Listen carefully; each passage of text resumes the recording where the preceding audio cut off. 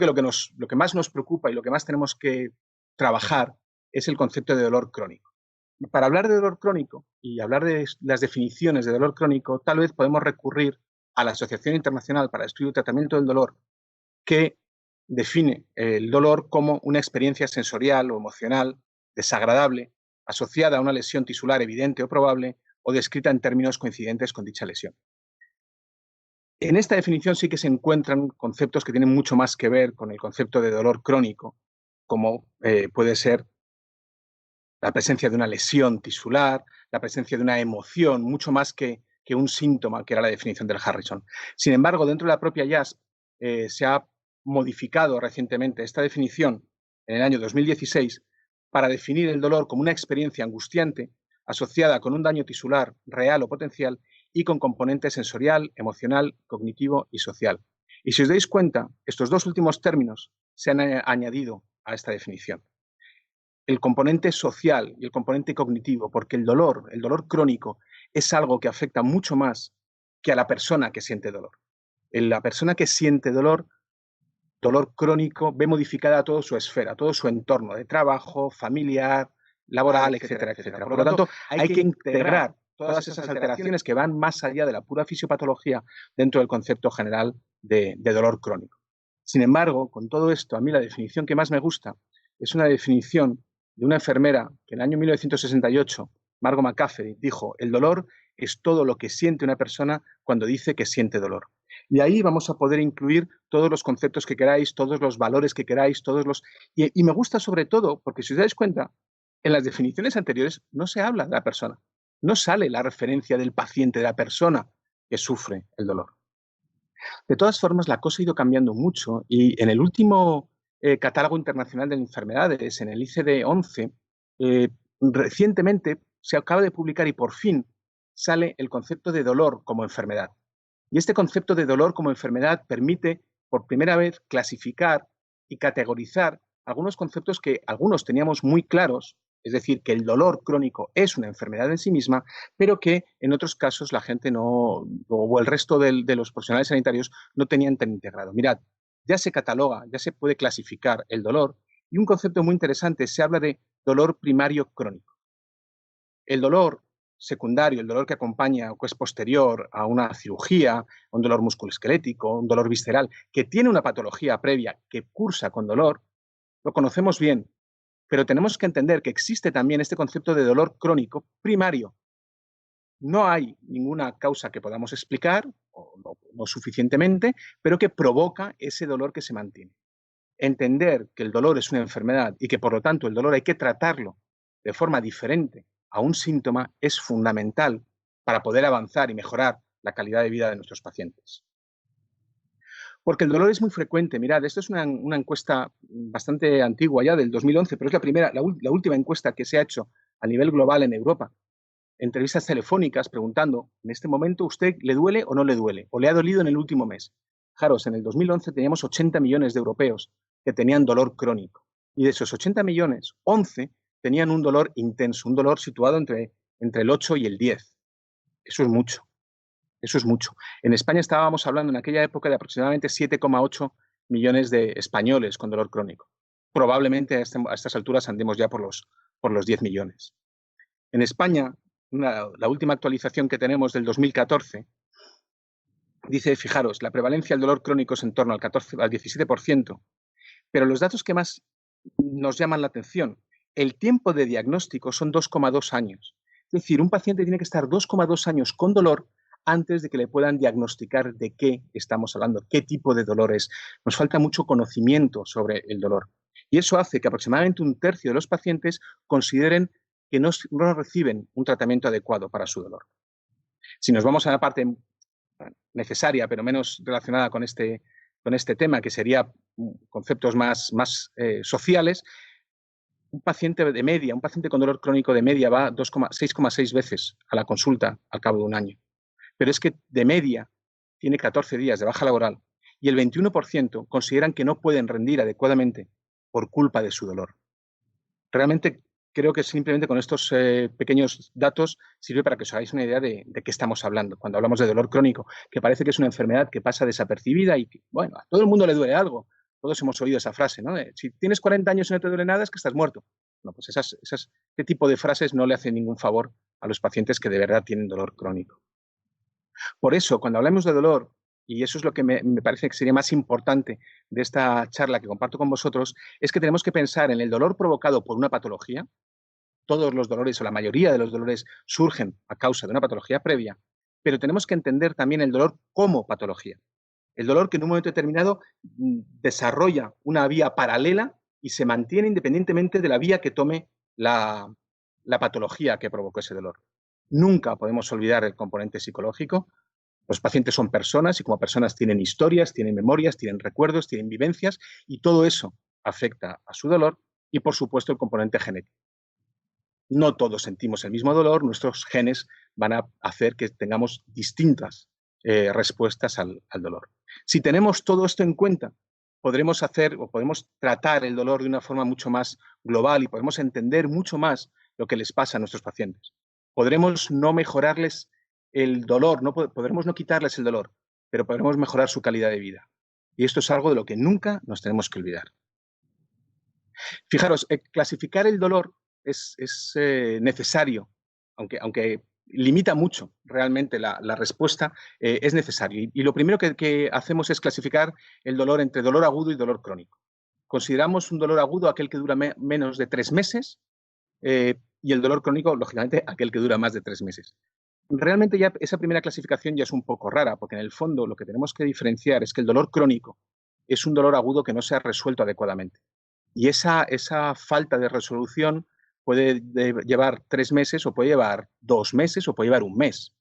Cuando un dolor debería haberse resuelto adecuadamente y no se resuelve, debemos empezar a pensar que algo se está cronificando.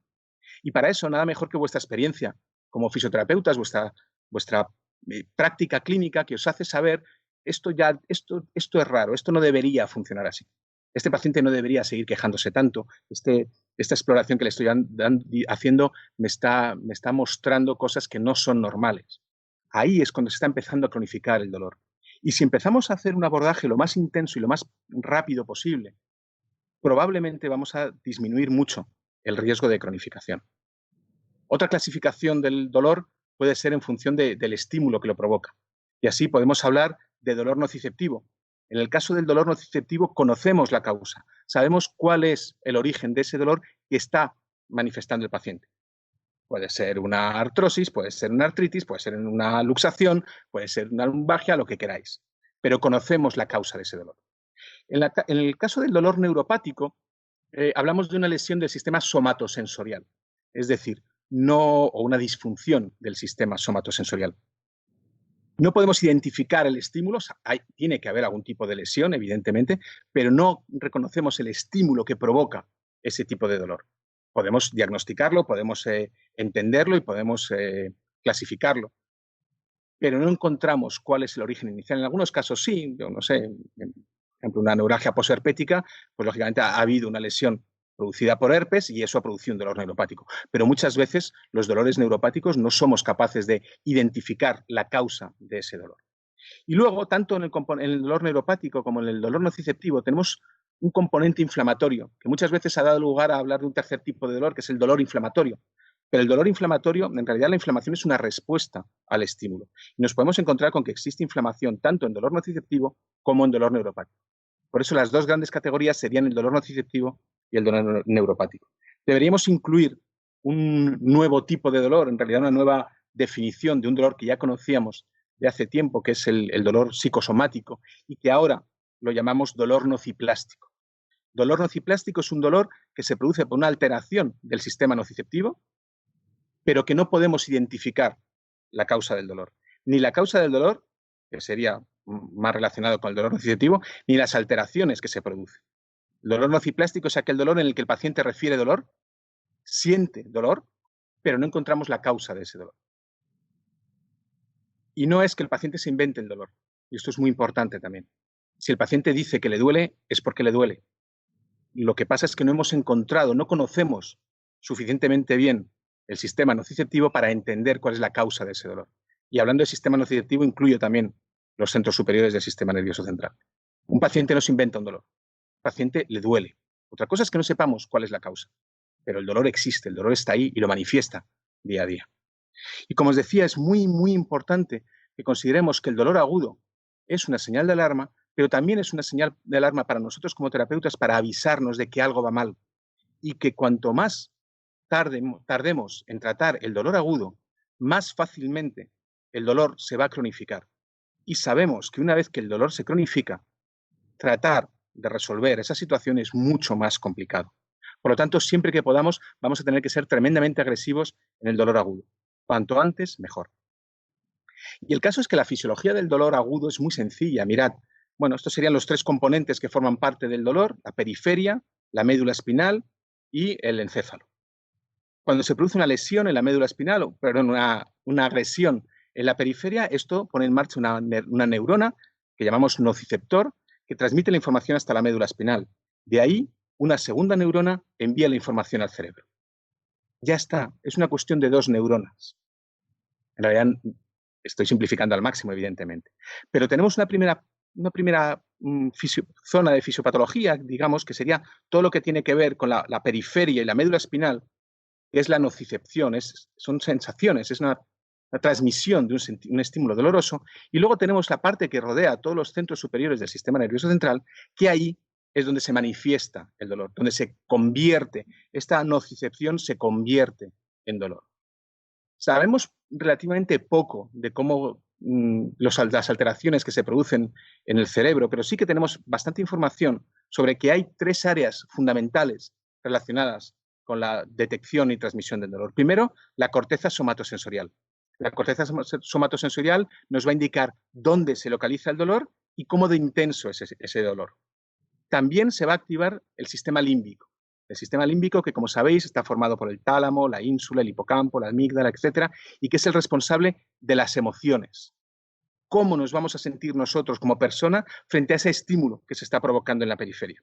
Y finalmente, toda la información que ha llegado a la corteza somatosensorial y al sistema límbico migra, digamos, o se integra en la corteza prefrontal. Y ahí, en la corteza prefrontal, donde están nuestras memorias, nuestras emociones, donde están nuestras experiencias vitales, donde está nuestra educación, donde está nuestra cultura, todo eso, al llegar y al confluir en la corteza somatosensorial, en la corteza prefrontal, perdón, es lo que convierte al dolor en el dolor, en esa experiencia única de cada paciente. ¿Por qué única? Porque cada corteza es diferente. Y como cada corteza es diferente y la vida de cada paciente es diferente, la emoción y el tipo de dolor que va a producir ese estímulo doloroso en la periferia es único de cada paciente. Y eso es muy importante que no lo olvidemos. ¿Termina ahí el dolor? En realidad no termina ahí el dolor. Desde el encéfalo se ponen en marcha unas vías moduladoras descendentes, unas cadenas de neuronas que aquí, a nivel de la médula espinal, van a regular la cantidad de información que se transmite. Son lo que llamamos las vías moduladoras descendentes. Y estas vías pueden ser de 2 tipos. Lo que llamamos vías off, que son vías buenas en el sentido de que lo que hacen es inhibir la transmisión del estímulo doloroso. Y tenemos las vías on. Las vías on lo que hacen es aumentar la cantidad de información que se transmite. Y así el cerebro puede, en cierta medida, regular la cantidad de información que desde la médula espinal va a ascender hacia los centros superiores del sistema nervioso central. Todos nosotros tenemos o una mayor actividad de las vías inhibidoras descendentes o una mayor actividad de las vías excitadoras descendentes. Y eso va a determinar la cantidad de información que llega al cerebro. Estas vías moduladoras descendentes se pueden regular, pero no se pueden regular, casi nunca se pueden regular de forma consciente. En determinadas situaciones, como puede ser la actividad física, el ejercicio, liberamos endorfinas y estas endorfinas potencian las vías off, frenan la transmisión de información dolorosa en la médula espinal y provocan cierto efecto analgésico. Es lo que llamamos el efecto placebo. Cuando se activan estas vías, sentimos menos dolor. Y son vías que se activan por las emociones, por las expectativas. Lo contrario, el reverso tenebroso, las vías on, sería lo que llamamos el efecto nocebo. Cuando el paciente tiene malas expectativas, malas experiencias, se ponen en marcha esas vías excitadoras descendentes que potencian la cantidad de información que se transmite aquí, en la médula espinal. Y eso es el dolor agudo, que es lo que llamamos el síntoma, que nos informa de que algo va mal. Bueno, pues en el dolor crónico, y evidentemente no tengo tiempo de meterme en muchísimos detalles. Todos estos puntos de los que hemos hablado, la periferia, el nociceptor, la médula espinal, por supuesto el cerebro, se ven modificados, se ven alterados. Imaginaros que tenemos un estímulo constante, continuo, en la rodilla, en el músculo que tenemos aquí, pum, pum, pum, presionando todo el rato y enviando constantemente información a la médula espinal. Aquí, en la neurona que se encarga de detectar y de transmitir esa información, se van a producir cambios. Aquí en la neurona tenemos un montón de receptores que son sensibles a distintos tipos de estímulos. Bueno, pues sabemos que en una situación de dolor mantenido, estos receptores se hiperactivan. Esta neurona disminuye su umbral de respuesta, responde antes, transmite más información de forma mucho más intensa a la médula espinal. El estímulo mantenido, el estímulo nociceptivo mantenido en la periferia hace que esta neurona se sensibilice y envíe más información a la médula espinal. La información se transmite a través de canales de sodio y de calcio, como bien sabéis. Estos canales de sodio también modifican su fisionomía, también modifican sus características físico-químicas en situaciones de dolor mantenido y contribuyen a transmitir de forma mucho más rápida el estímulo doloroso aquí, a la médula espinal. ¿Qué ocurre en la médula espinal? Está llegando muchísima información de la periferia que hace que se activen muchos tipos de neurotransmisores diferentes. Estos neurotransmisores, cuando se liberan al espacio intersináptico, van a estimular distintos tipos de receptores que veis aquí. Algunos se parecen a los que tenemos en la periferia, otros no. Y la estimulación de todos estos receptores también contribuye a amplificar la señal. De forma que la cantidad de información que llega desde la periferia es menor que la cantidad de información que sale desde la médula espinal hacia los centros superiores del sistema nervioso central. En ambos casos, el umbral de respuesta baja. En ambos casos, las neuronas se sensibilizan y aumentan la capacidad para transmitir información. Por eso, hablamos de sensibilización periférica y de sensibilización central. Y estos cambios que se producen en la fisiología de las neuronas hace que la cantidad de información que se transmite es mayor. Y eso hace que los pacientes con dolor crónico sientan más dolor que los pacientes que no tienen dolor y que sienten un estímulo nociceptivo agudo. Porque todo el sistema nociceptivo se ha visto modificado, se ha visto amplificado en situaciones de dolor mantenido. Por si fuera poco, en pacientes con dolor crónico sabemos que estas vías moduladoras descendentes, las inhibidoras, las vías OFF, no son tan eficaces. Y eso hace que predomine la ON y que, por lo tanto, también se aumente la cantidad de información que se transmite desde la médula espinal. Por lo tanto, como veis, lo que está ocurriendo en una situación de dolor crónico es una hiperactividad de la médula espinal. Esa hiperactividad envía muchísima información al cerebro y al final esta comunicación entre la médula espinal y el cerebro hace que realmente el input periférico, la información que proviene del tejido, no sea tan importante. Y el paciente tiene dolor y su dolor se mantiene por esa comunicación entre la médula espinal y el cerebro. Es lo que llamamos la sensibilización central. Cuando llegamos a esta situación, es mucho más difícil conseguir un tratamiento adecuado del paciente. Y esto simplemente es la generalidad de la fisiología. Por supuesto, si nos metemos, como os hablaba, dentro del dolor, tenemos que considerar también aspectos psicológicos y aspectos genéticos. Nuestra carga genética va a determinar de forma fundamental cómo vamos a vivir ese dolor. Y os puedo poner como ejemplo el ejemplo del sexo, las diferencias entre chicos y chicas, pero no desde el punto de vista del género, digamos, desde el punto de vista educativo, sino desde el punto de vista puramente sexual. Sabemos que las hembras tienen una mayor sensibilidad al dolor, tienen mayor índice o reportan mayor índice de dolor, muestran menor tolerancia. Y de los estudios con animales de laboratorio hemos llegado a la conclusión de que realmente sí que hay diferencias muy importantes ligadas al dolor y al sexo. Hay dolores diferentes, dolores propios de cada uno de los sexos. Hay diferencias en cuanto a las hormonas que van a modificar la respuesta al dolor, diferencias asociadas al estrés, diferencias en el funcionamiento del sistema inmune, diferencias epigenéticas en cómo hemos vivido cada uno nuestra vida a lo largo del tiempo, y eso ha modificado la expresión de genes. Y todo eso hace que la respuesta al dolor en hombres y en mujeres sea diferente. Y a veces no, a veces es simplemente lo mismo. Por ejemplo, ahora que os estoy contando aquí esto y veo este dibujo, los pelirrojos tienen una respuesta diferente al dolor. Todavía no se pone de acuerdo toda la comunidad científica sobre si les duele menos o les duele más, pero lo que sí sabemos es que responden de forma diferente a los tratamientos analgésicos, por ejemplo. O sea que todo lo que tiene que ver con los genes modula, a su vez, la expresión dolorosa. Os pongo rápidamente, porque ya veo que estoy cerca de acabar el tiempo, os pongo un experimento reciente con animales de laboratorio. Mirad, básicamente cogieron dos animales, ratas macho y ratas hembra, y lo primero que hicieron fue, en situación control, en lo que llamamos animales naïf, miraron a ver la expresión de genes, ¿vale? Y vieron que efectivamente entre machos y hembras había muchos genes que se expresaban en común en ambos casos, pero había algunos genes que eran específicos de machos y otros genes que eran específicos de hembras. Bueno, llevaron a cabo un experimento de dolor neuropático, hicieron una ligadura nervio ciático que genera un dolor de tipo neuropático y buscaron de nuevo la expresión de genes en animales con dolor neuropático. Y ahí encontraron diferencias muy importantes. Fijaros, había una sobreexpresión en machos de 2.310 genes, mientras que la sobreexpresión en hembras era de 303, y luego había genes comunes que se expresaban tanto en machos como en hembras.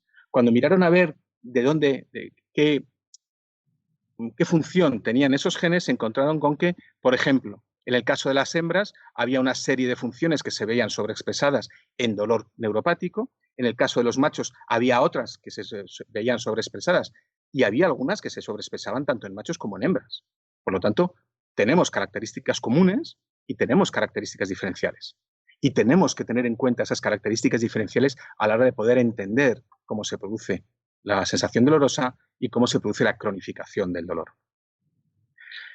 Mi mensaje para llevar a casa, ¿cuál sería? El dolor crónico no es un dolor agudo que dura mucho. El dolor crónico no es un síntoma. El dolor crónico es una enfermedad en sí misma con una serie de cambios que hacen que la fisiopatología del dolor crónico no se parezca en nada a la fisiopatología del dolor agudo. Y tenemos que entender eso para poder tratar adecuadamente a nuestros pacientes. Porque la vieja máxima esta de la ropa de los años 80, de que one size fits all, es decir, una sola talla vale para todos, no es cierto. Y tenemos que conseguir adaptar el traje a cada paciente, conseguir que el tratamiento sea individualizado y dirigido a ese paciente con ese tipo de dolor concreto. Recordad, el dolor siempre es una sensación y siempre es una emoción.